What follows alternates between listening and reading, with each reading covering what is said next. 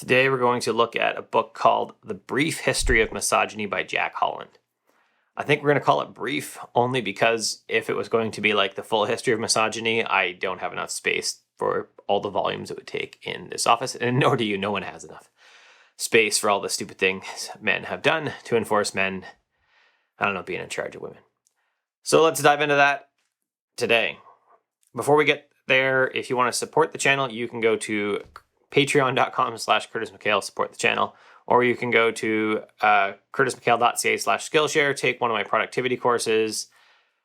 Buckle up, let's talk about misogyny. So let's get the very obvious thing out of the way first. I'm a dude. I'm a white dude even. I have grown up being told in so many ways that I wouldn't even recognize that whatever I want is the right thing and that I deserve prominence over everything else. Now, I intellectually understand that this is not right, and yet many of my behaviors will still fall into that pattern despite my best efforts because that's how I've been brought up. But I'm responsible for my own behavior. I am responsible for my own behavior and my own learning, and I need to start taking responsibility for that, which is one of the reasons I read The Brief History of Misogyny, and another book coming up about raising strong daughters, which is really like an anti-misogyny book cast as like a, hey, be a good parent book. So that's coming up, that review. And so this is why I'm reading these things, because I'm responsible for my behavior, for learning on my own, and I should not ever be putting my learning on someone else.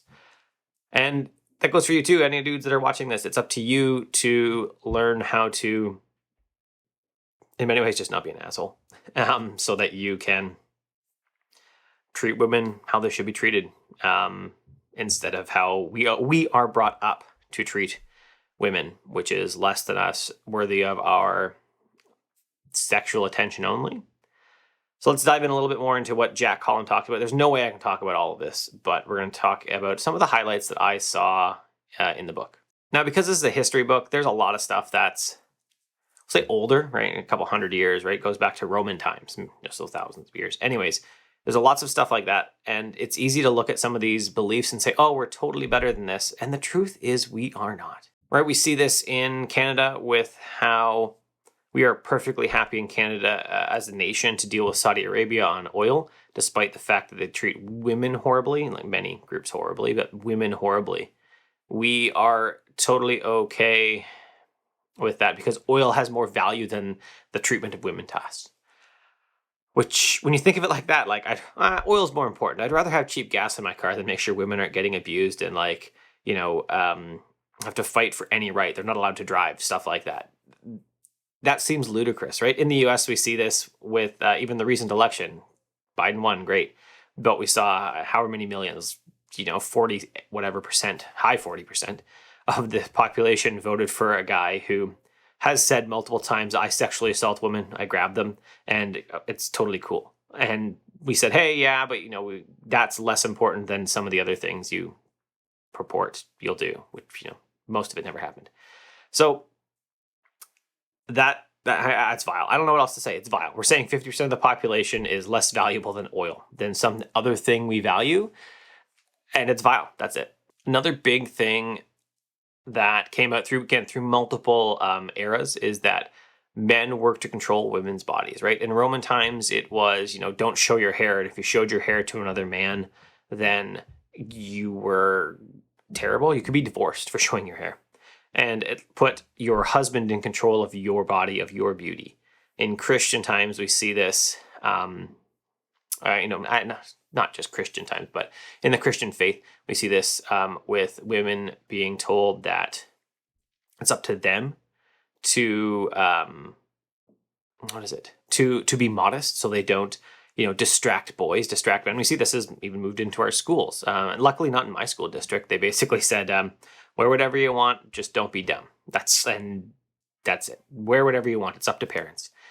And so there's ultimately no dress code outside of no hate speech, no drug, stuff like that on your clothing. But as far as skirt length, nothing like that, there is no rules around here. But we don't see that everywhere.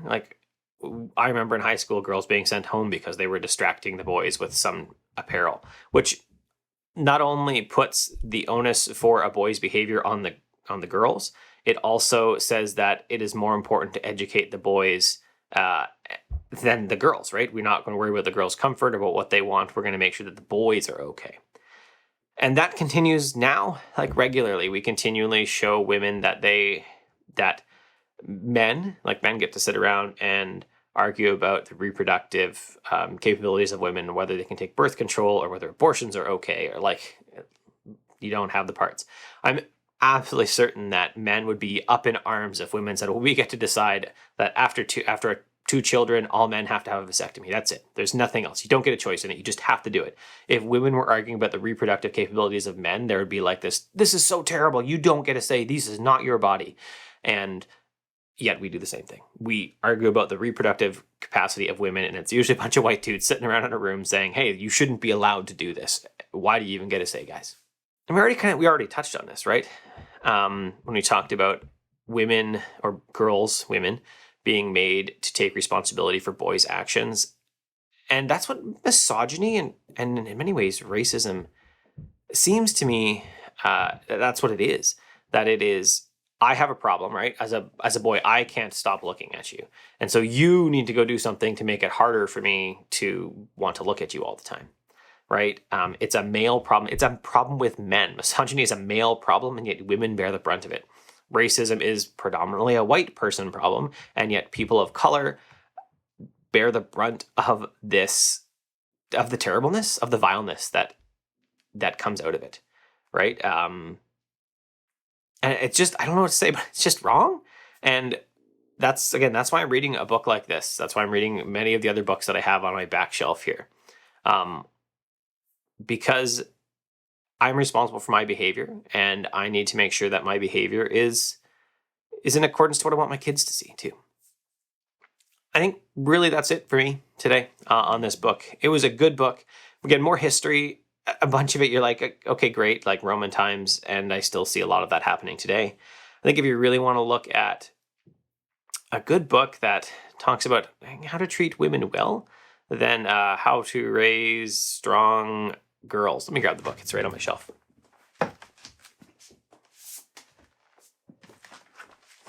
There you go. Raising Empowered Daughters by Mike Adamick. I think that's actually maybe a better book for this is more history. This one is more how-to.